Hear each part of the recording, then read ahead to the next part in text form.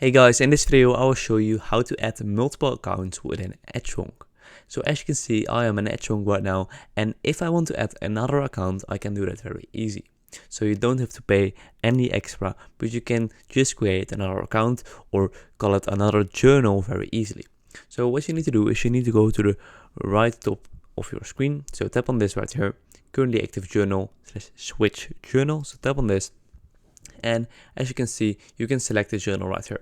So you can search by name, you can sort, and you can add a journal right here. So as you can see, I have only one journal right now, and I can duplicate this or I can delete it. So let me just copy this and let me give this a name. For example, test journal. Right? And now you can copy everything and tap on copy.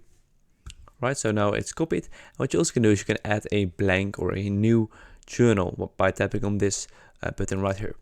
So you can give this a name. For example, if you have multiple accounts, you have a swing account, swing trade account, you have a scalping account, or you have a spot buy account, you can add a lot of accounts, a lot of journals per account. So this way it's really organized. So for example, call this spot account.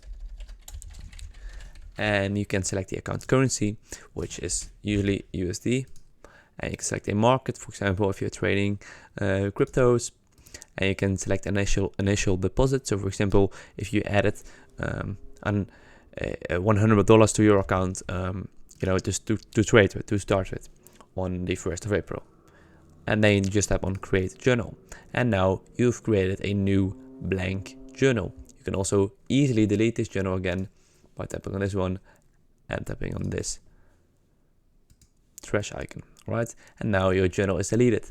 So I hope this video was helpful. If you have any questions, just let them know down below, and I'll see you guys in the next video. Bye bye.